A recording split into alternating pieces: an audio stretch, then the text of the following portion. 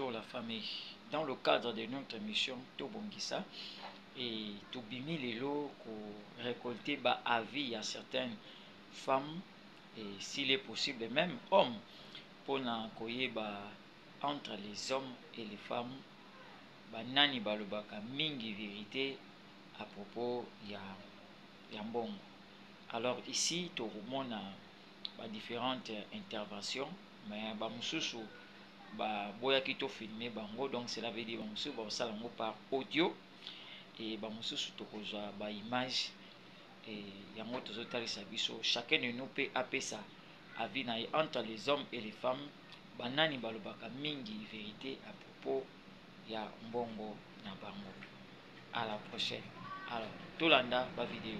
Moi sina mobali papa aime na question ndingo poser ngai mutu oyo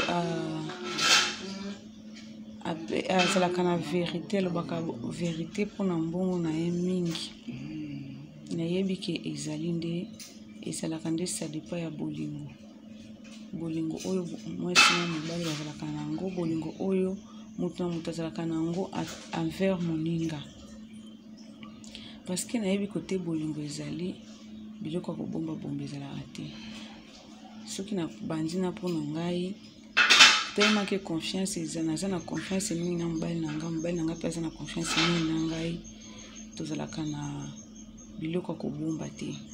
Soki mobali na ngai aza na 100 francs nayebaka ke aza na 100 francs, soki ngai naza na 100 francs mobali na ngai ayebaka tobombanaka te. Mais oyo nasi na moni nasali expérience mingi na kati ya bacouple oyo na moni deja na ndenge na tamboli bakote nasi na tamboli na constate ke bato oyo bazalaka na kobomba mingi ezalaka nde mibali parce que kwa mibali naye komona ke mibali bazalaka penza na confiance na basi na bango te surtout na kote ya mbongo bamususu koloba na yo ke mwasi ayebaka ko basi na mwasi na ngai ayebi ko dépenser te mwasi na ngai adépensaka mbongo mabe peut-être mais na kote ya mwasi ezalaka pasi po mwasi abomba penza mbongo na ye mobali na ye ayeba te. Bon le reste nayebi te nyonso ntango nalobi na yo na début ke nalobi na yo nyonso ezalaka confiance oyo bopesanaka bino mibale na bolingo eza na kati na bino nde kosalaki bobomba na biloko te. Mais oyo nayebi mibali babombaka makasi koleka meme basi. En tout cas, merci beaucoup pour la question. Dans le cadre de notre émission Tobongisa, aujourd'hui nous sommes là en compagnie d'une maman, une femme d'affaires, une mère de famille mariée avec un homme, et nous voulons juste récolter ses avis par rapport à notre thème que nous avons entre, maman, dites-nous, entre les hommes et les femmes, par rapport à votre expérience, qui disent plus la vérité par rapport à leur argent. Bon, moi je dirais par rapport à l'homme et la femme, la personne qui dit plus la vérité par rapport à leur argent, c'est l'homme. Hein? Pourquoi? Pourquoi? Parce que nous les femmes, on a tendance souvent un peu à cacher. Même quand l'homme te donne 10 000, que c'est pour toi, les 10 000 là, tu ne vas pas tout cacher, tu ne vas pas tout dépenser, tu vas tout cacher un peu. Après, quand tu vas dire non, j'ai tout dépensé, je n'ai plus rien. Entre temps, tu as une petite cachette que tu caches là-bas. Mais souvent, généralement, ce sont les hommes.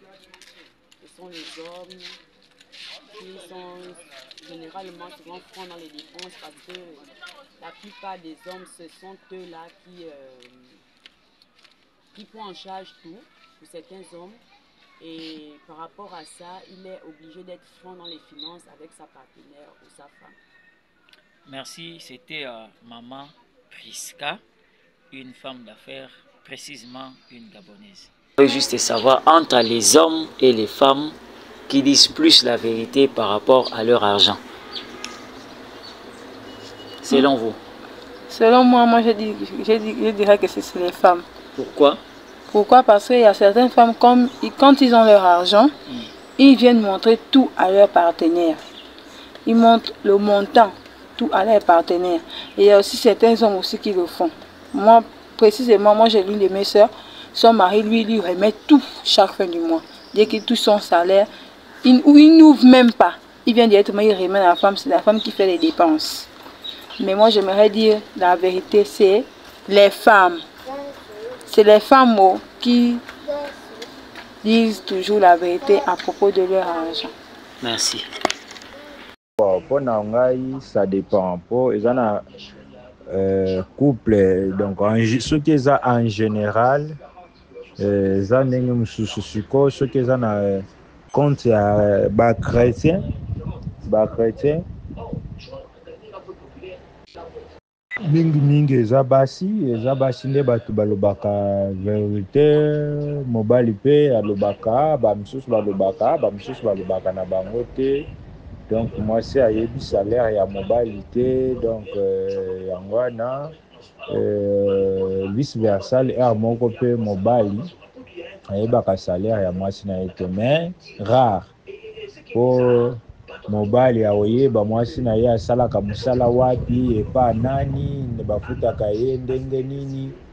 Donc yango wana plupart eza mobali nde moto akasiaka ata bapatron na ye, donc mwasi na ye akoyeba bango te, ayebi te badate oyo azwaka mbongo, nyonso ezaka flou. Sikoyo na monde bao balobaka vérité baza basi, ezaka ndenge moko pe ezaka basi, mibali vraiment eza mike. Selon vous, dites-nous en commentaire par rapport à cette interview de 2 ou 3 personnes que vous avez écoutées. Dites-nous selon vous en commentaire entre les hommes et les femmes qui disent souvent la vérité par rapport à leur argent. Je sais que c'est un débat, les femmes sont sincères, les hommes, on vous attend. Merci.